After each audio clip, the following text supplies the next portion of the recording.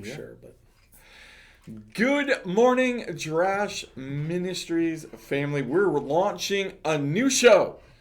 Old Faces, new show, Counterculture. is this an old face? It's a familiar.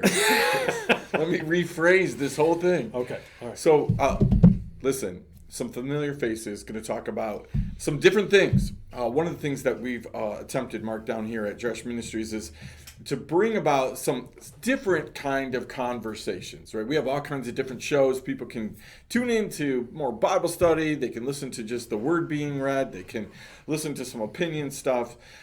We've got some political stuff. We've got some governmental stuff. We've got all kinds of stuff, right?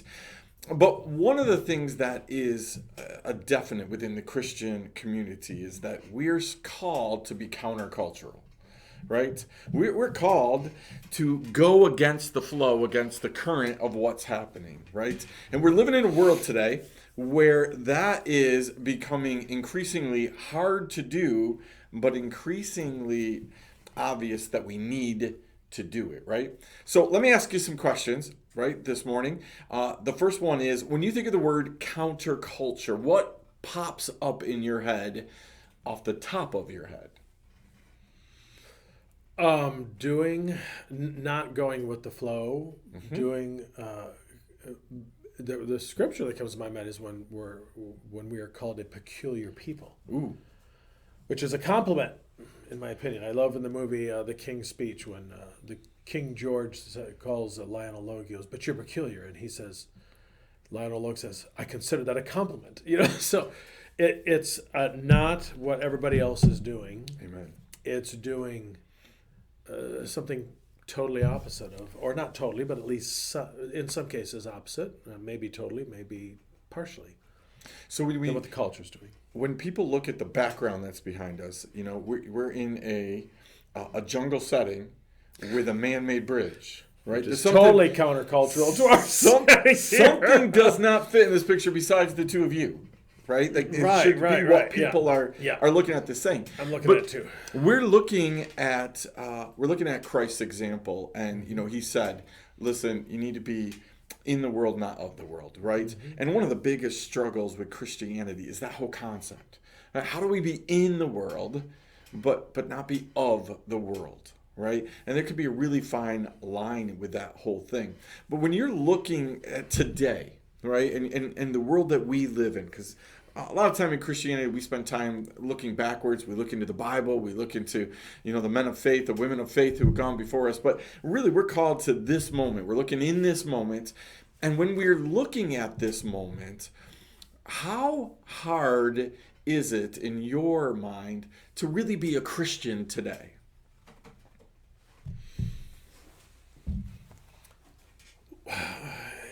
Interesting. I haven't found it hard. Mm-hmm. Because I think where you and I live, we haven't met a lot of resistance. Matter of fact, when people find out I'm a pastor, they don't. It's not met with, oh. I mean, there's some people I've ran into that, but most of the time, I mean, even people who are not people of faith, and they'll tell me, I don't go to church. I don't always tell people I'm a pastor because I want to see the real them.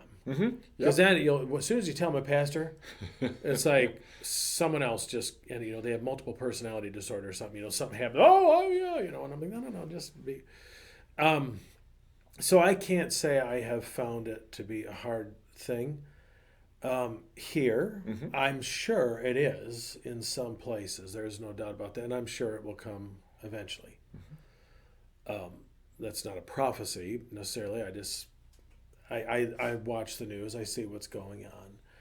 So I'm sure it is hard. I remember my heart broke one time when a young man who is a pastor now was in my youth group when I was early in my ministry, first in my ministry.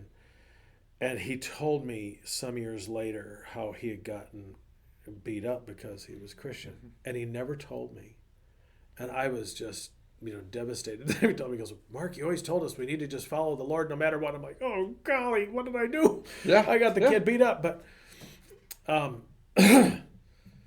Do I take my lumps for it or whatever? I think we need to quit whining about, oh, well, I don't want to tell anybody I'm a Christian because they'll make fun of me. Get over it. People make fun of me all the time, even when I'm not a Christian, or if I'm not because I'm a Christian, just because I guess it's easy to do. So I'm sure in some cases it is. I'm sure in some cases it is. In other cases, maybe I'm just not personally feeling it. So if your question's for me personally, I can't say I have felt it yet.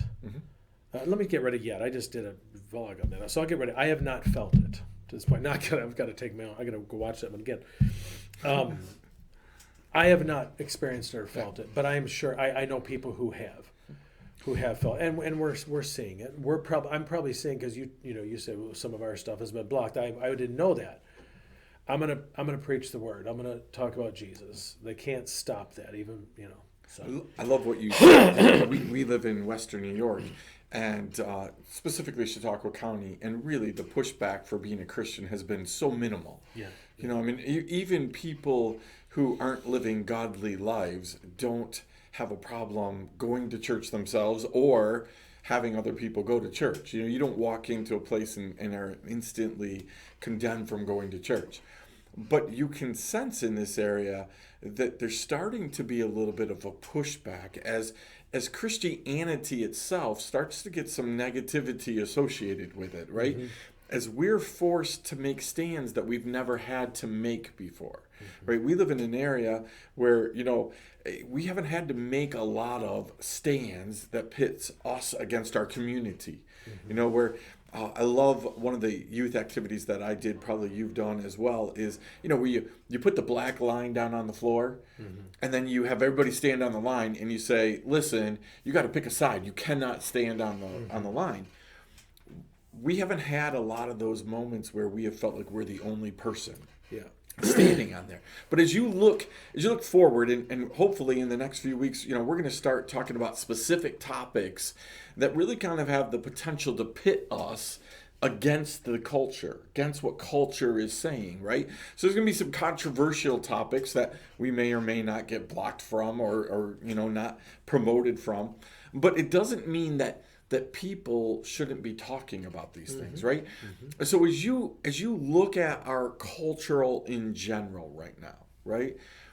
What concerns do you have about our culture?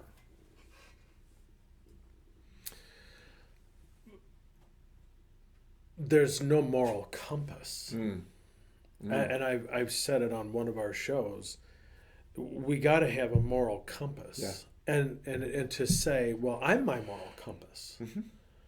Okay, well, if my morality says I can do a certain thing, and it goes against your moral compass, now we got a problem. Right. So we need to have some sort of absolute that says, here's what we should be doing. Now let's just face it. It's even happened. I was talking to a pastor friend of mine this week he's got church leaders who are going around doing wine. They're going from one winery to the next, and it's like, where's the witness? Well, now, Mark, you're just being legalistic. Well, there are some things that Jesus said don't do and you can do. And where is our witness? And so, it's all interpretation of the Bible. Well, okay, fine. But there are some things that Jesus makes pretty clear. And we really need to stop thinking about, we're already being challenged that we like freedom too much. But freedom is not license, Paul said. It doesn't mean, well, I can just do whatever I want. We can, but is it beneficial? And here's the problem. We're not thinking of other people. And that's probably one of my concerns too, is, well, we think we're thinking about other people. Yeah, but we're not thinking of all people. If we would, I think that's why we do need the church. We do need Christ, because there is a thing that says, you do need to think of others, love others, love God, and love others as you love yourself. But there's too much loving of self, I think, is one of the biggest problems we have going on. Well, don't you think that it's a corrupted love? So we don't love ourselves well, so we don't know how to do that anyway. But I love what you said about, really needing to present a moral compass. There needs to be a starting point, like where we say this is the authority. This is where morality comes from. Because otherwise, when you get rid of that, which we see in our culture today, we see people getting rid of the moral compass, right? And now you got everybody going back to doing what judges said, right?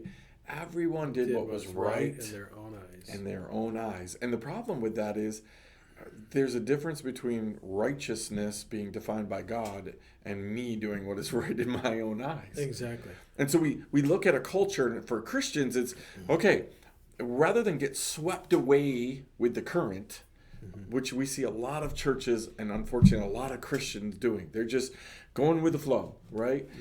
And again, when the flow is slow in nature, well, that's not such A a frog in a kettle. not such a hard thing. But Yeah. when all of a sudden that flow picks up and people are just being taken away, that is a problem. And we want to and are called to be countercultural in nature.